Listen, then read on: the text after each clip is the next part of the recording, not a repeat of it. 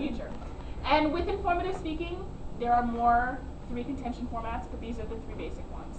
Your topic might call for a very specific 3 contentions, and this event, more than any, has the contentions move around more. Like persuasion is usually always problem, cause, solution, and crit is almost always model, application, implication, you know, but this one, it shifts the most because of the nature of the event.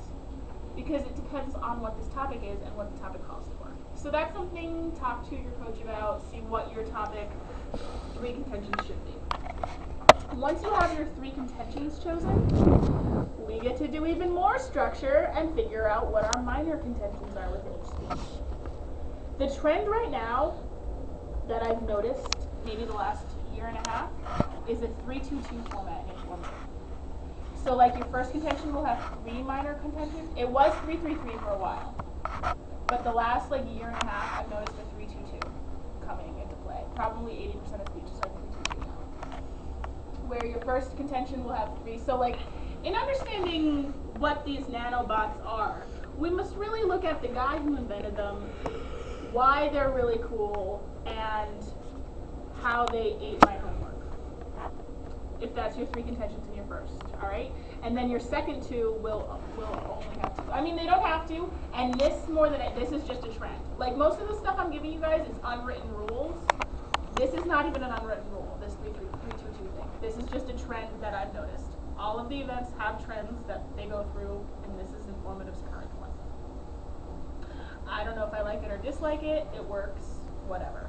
But so now that you have decided what your mini contentions are, you have to make sure you preview them too. So like as you're going into your mini contention, into your first, so we're going into how it works. So now that we understand what these nanobots are, let's look at how they work.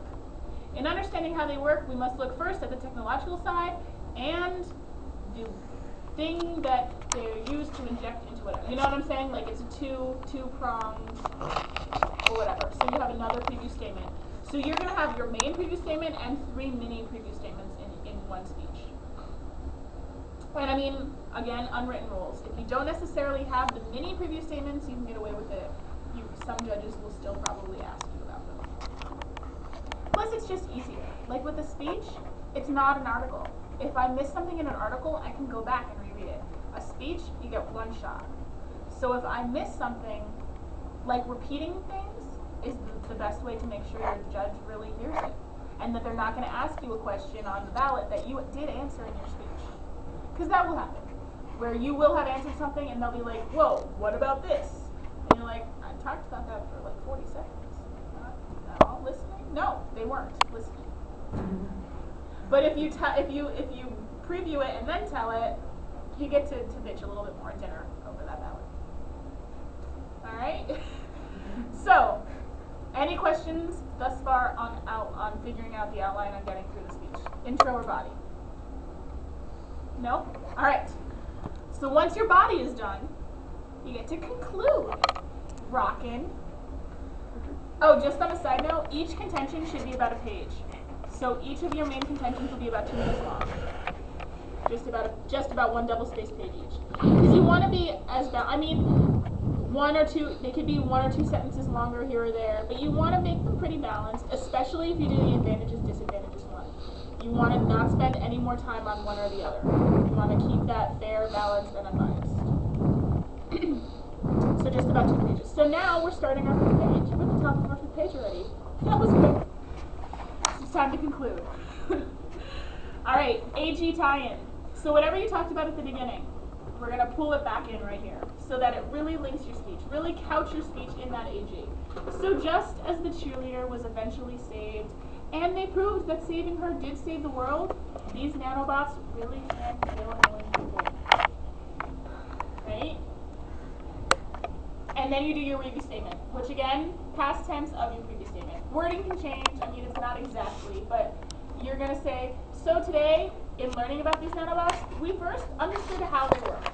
We then turned to we first turned to find out what they are. We then turned to how they work before finally learning about implications that these hold for our future. Okay? Again, And then you're going to pull in just another significant line really quickly. I mean, nothing major, nothing as long as is in your intro. But you want to restate that this is a significant topic. Because if there are two speeches in a round that are both very well written, that are both very well delivered, that are cited well, and I'm not sure which one to vote for because they are that close, the one that is more significant is going to win. And that is a common judging philosophy of way to separate things. Like if you have two that are, I mean, other things come first, like if one is cited better or one's a better speech, that'll win. But if there are two even speeches in front of me, the one that is more significant is going to get popped up. So say, here's why it's significant. Write again, like pop it in there again. That's informative, I think, too, is one of the needs the most significance in the speech. And then your concluding statement. A lot of times those are punny and cute and whatever. They don't have to be. You can say something about your AG again if you want. Like if you want to end with your AG, that's fine. But it's just something, if you can conclude on a sentence that makes me think, you've probably got my vote. My one. Alright. Do we have any questions on that? On going through a speech? Nope? Alright. Now we're talking a little about visual aids in informative speaking. Yep, sometimes. Visual aids are fun, but annoying to carry, to stick on planes. But they are needed. In informative, more than any other speech, I think, visual aids can hurt or hinder you. Hurt or help. If your speech needs a visual aid, put it in there. Like if do not try and describe a graph. Do not try and describe a pie chart. If you're talking about a specific scene from a billboard, show the billboard. But don't just throw in a billboard. Don't, if you're talking about puppies, don't just show a picture of a puppy, you know? Like in this event, if the visual is needed, put it in. If it's a graph, a chart, if you feel the need to describe something or explain something in a visual sense, use the visual aid.